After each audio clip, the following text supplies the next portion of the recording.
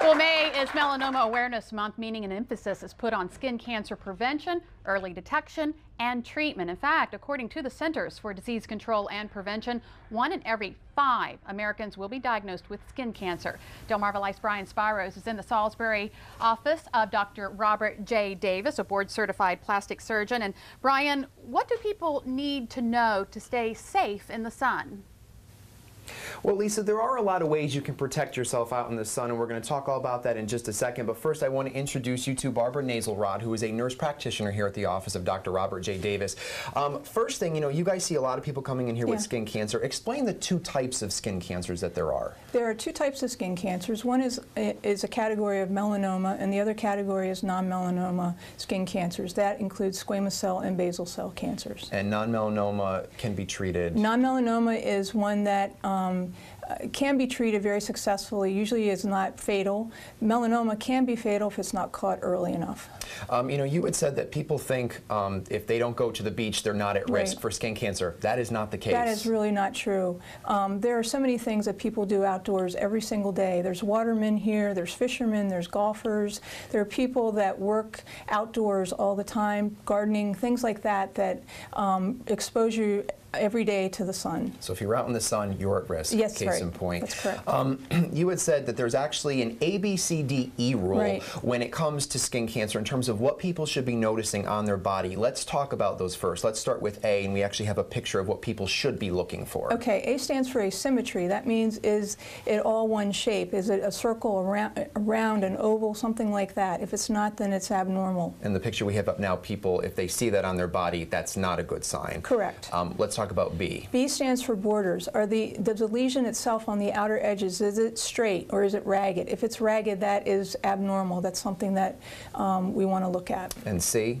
C stands for color. Is it consistently one color? Is it all brown? Is it all black? It doesn't matter what color it is, but as long as it's consistent, that's considered to be normal. And again, the pictures we're showing right now, if people notice those, they need to go in and see the doctor. And then briefly tell me about D and E. D stands for diameter, typically the size. Is it 6 millimeters or less? That means the size of a pencil head eraser. E stands for evolution. Is something that you've had on your skin that's existed there for a long time, all of a sudden drastically gone under a change like we just talked about.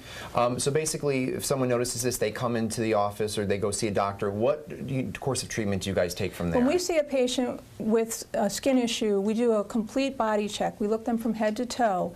We look for the ABCDE criteria that we just talked about. If there's anything on the skin that we feel looks abnormal, we will do a biopsy right then and there and send it to the lab to get a diagnosis. Real quick, we want to talk about the ways that people can help protect themselves from the sun. Let's talk about what you have on the chair here first. Yeah, I brought several items with me. There's a slogan called slip, slap, and slop. You slip on your glasses and your hat. You slap on your shirt, and you slap on lots of sunscreen. That's a very good way to protect yourself. And speaking of sunscreen, we have some over here. You said which is key. A lot of people think that they have, sunscreen on with a high SPF, they're not going to get tan. That's not true. That's not true at all. You will still get some color. It's not going to be the tan that you normally get with non-protection. With our sunscreen, what we really like to see in the sunscreen is an ingredient called titanium dioxide and zinc oxide. They are chemical blockers against the UVA and UVB rays that are so harmful to you. And then real quick too, this isn't just if you're out in the sun, tanning beds as well. Oh, tanning beds are, that's just such a terrible thing to do.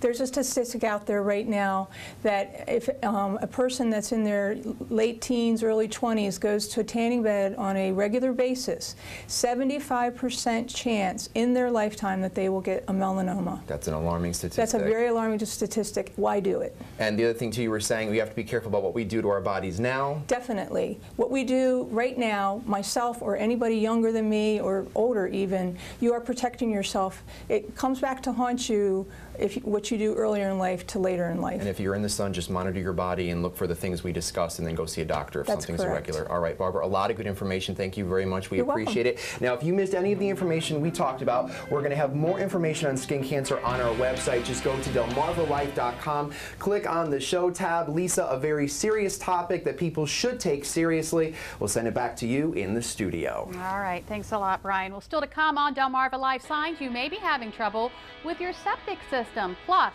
have you ever seen a flag this big before? You'll get to at the OC Patriotic Celebration this Memorial Day. We'll get a preview next. Delmarva Life, life at its best here on Delmarva.